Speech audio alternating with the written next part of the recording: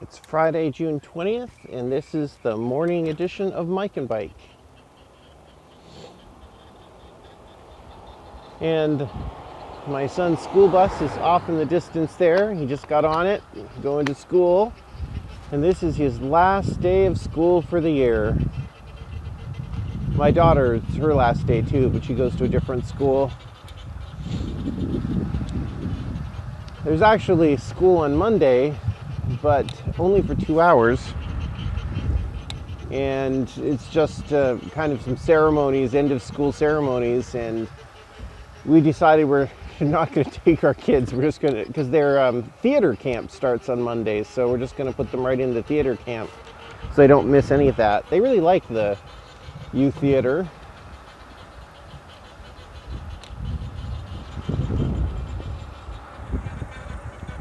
Oops. Looks like my my pack is dragging. That's not good.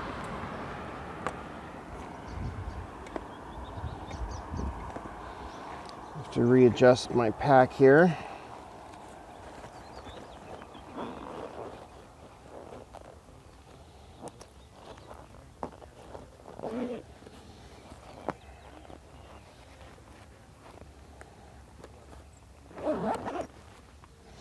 I use Arkel panniers.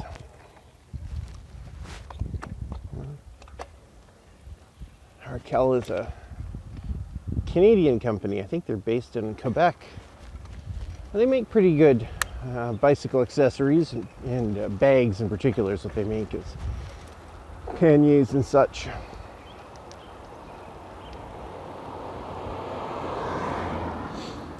Yep, so it's going to be summer holidays for the children. We have them in camps all summer, a variety of camps.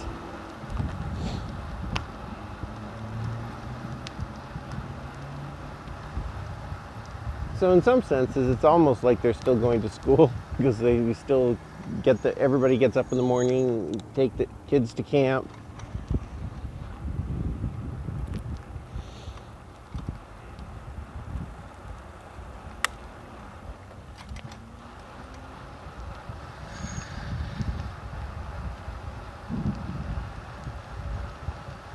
For part of the summer, my daughter goes to a camp, like sleepaway camp, and she stays there for, I think this summer she's going to stay there for a month. And in the past she's gone for a couple weeks at a time. And when she's gone, it's amazing how tranquil and peaceful the house is. It's not her particularly, but there's no fighting. Oh, my daughter and son fight so often that it just feels like one big fight sometimes going on in the house.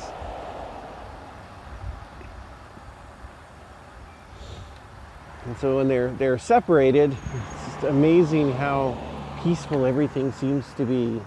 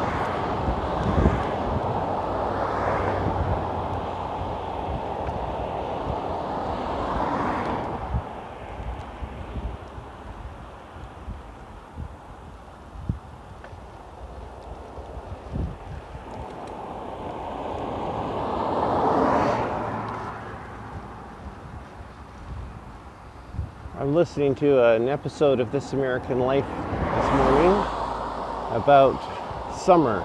I think the theme was, we know what you did this summer. And right now there's a segment with Scott Carrier, one of their regular contributors, who's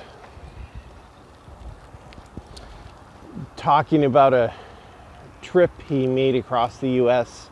on Highway 50 on a whim. It's kind of like a travelogue.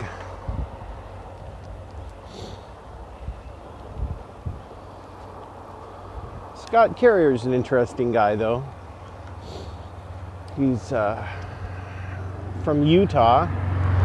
I'm not sure what his relationship to the Mormon Church was, whether he was a member, was raised as a Mormon as a kid or not. But it comes up quite a bit in his stories. He'll talk about Mormons and so on. Not in a hostile way.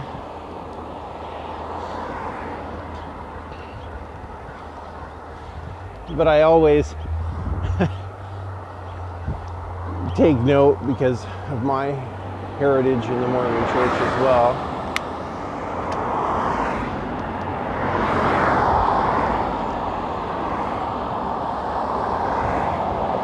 It's kind of funny. I mean, you can get ex-Mormons talking about the church, and it kind of sounds that they're talking about how the scars they have or whatever, and the painful experiences. And Scott seems to have some lingering,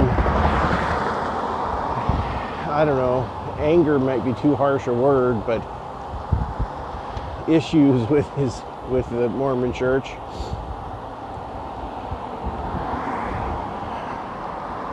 I don't know. It's hard for me to, as an ex-Mormon myself, it's hard for me to relate to that kind of thing. I never felt uncomfortable in the Mormon Church. I don't today even feel, I don't think I don't find it all that odd that they have beliefs in a prophet or visions from God that were seen by their founder, or their whole belief in the divinity of the Book of Mormon. These things don't bother me at all,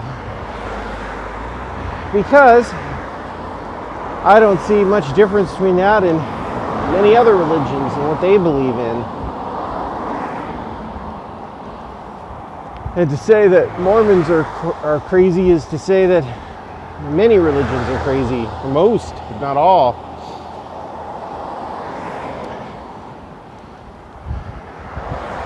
I think you have to take a leap of faith in any religion that you become a member of.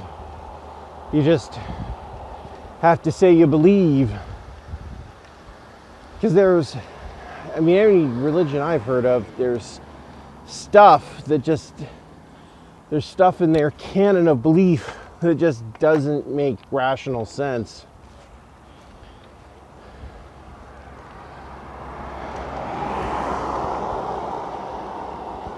Now, does that mean that religion is bad? No.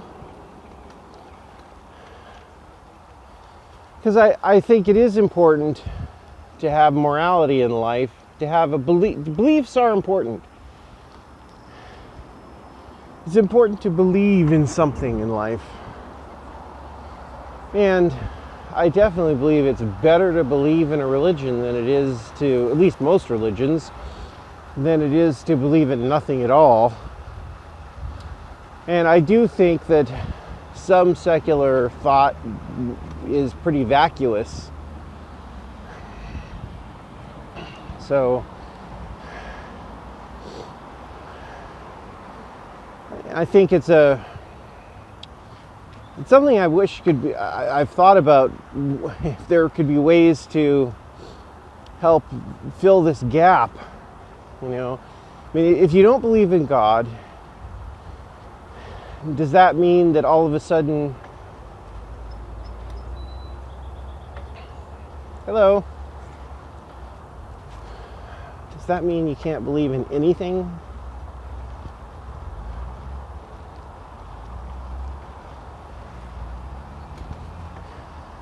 Does it mean there is no right or wrong?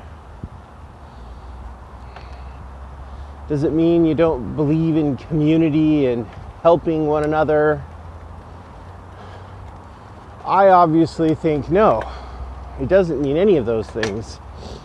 And there's no reason you can't believe in, you still can't be moral. You still can't have a belief system of right and wrong. That you still can't be a part of a community helping one another. But there is a definite vacuum in the secular world. There's precious few secular communities for people to join, to be a part in, that can fill the void that churches and religious communities do. And I think it's a real one. I think there is real value in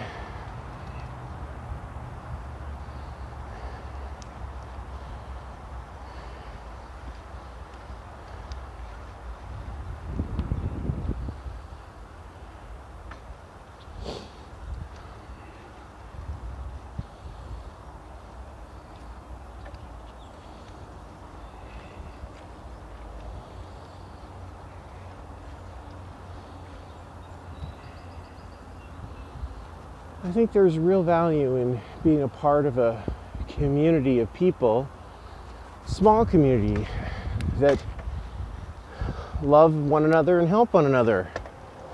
I really think that's a tremendous thing.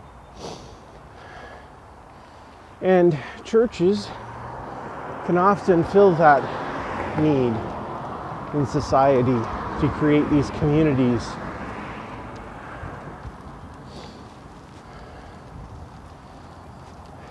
But if you don't have the theology, how do you form one of those communities?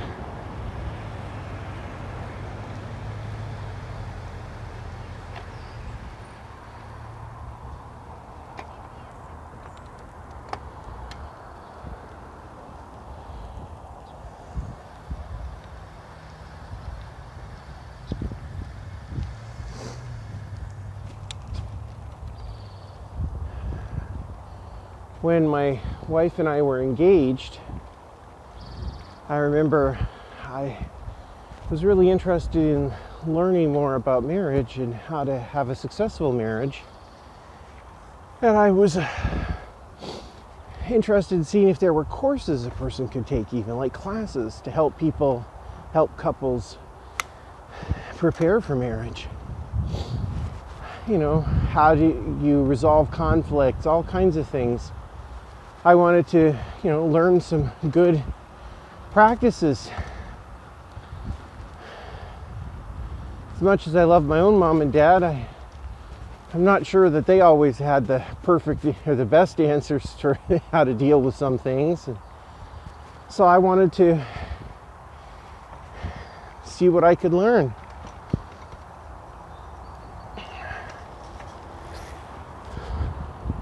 Unfortunately, I found that most of the classes, all the classes I could find at the time for marriage preparation classes, and they did exist, were all held by different religions, different churches.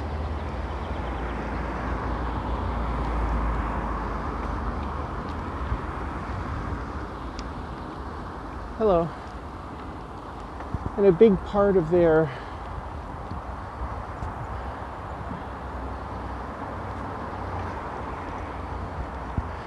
a big part of their classes, and advice was to rely on God.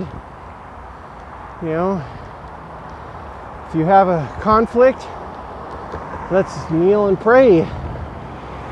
But that's not too helpful for a secular person or secular people like my wife and myself. Well, my wife does believe in spirituality and in God, but I don't. But just telling us to kneel and pray about it isn't going to help us. So I was looking for classes that would be more practical to the way we live. But there weren't any.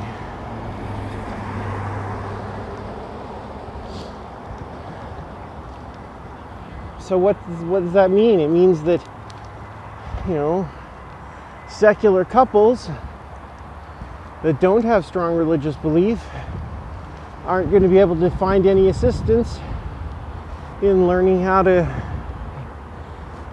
be successful partners in a marriage.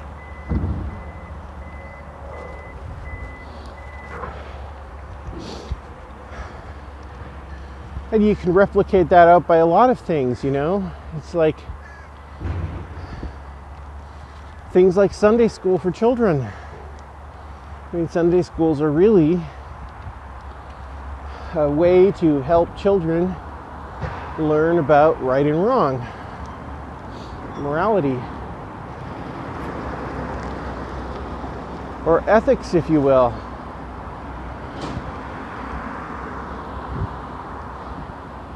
Well, if you don't buy into the theology of any religion, what do you do for Sunday school for your children? Because I believe even children raised in a secular home could benefit from some teachings of ethics and morality.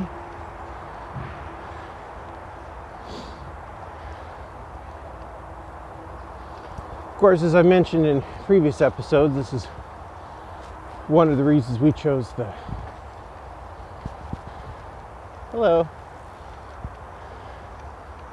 This is one of the reasons we chose to... Good morning. This is one of the reasons we chose to join the Unitarian Church, because it is pretty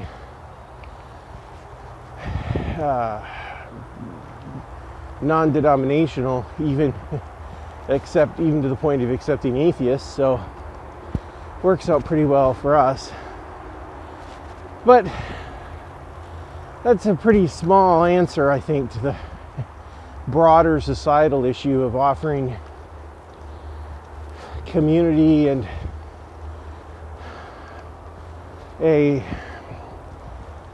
sense of community and social being, social fabric to the secular community, secular world.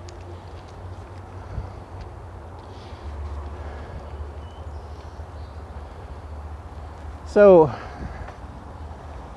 this is all, the original point I was going on here is that I have no regrets about my time spent in the Mormon Church.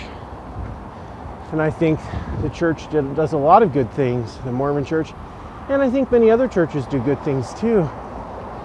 So I don't view these churches as inherently bad organizations or something. I think they do a lot of good for people and society in general.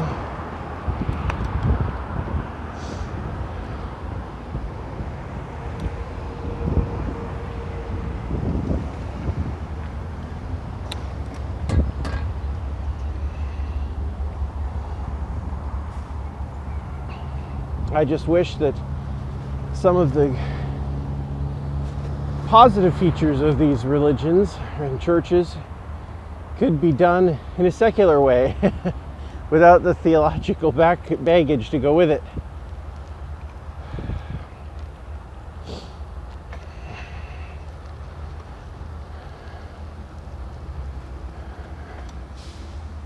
I don't know, some kind of secular movement needs to be started, a secular community.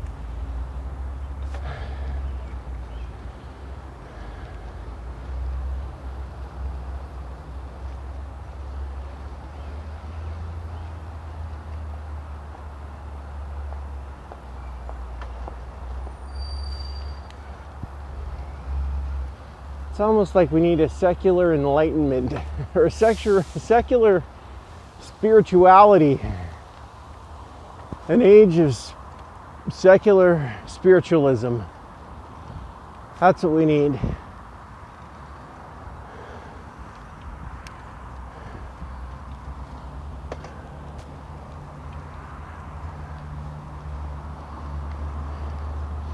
I wouldn't want to propose a single secular church on everyone. Something almost like the Reformation that occurred in the Christian church, where Protestants emerged from the main bodies of religion, Christianity. We had a lot of different Protestant churches. I'd be very content to see that kind of thing happen with a secular context.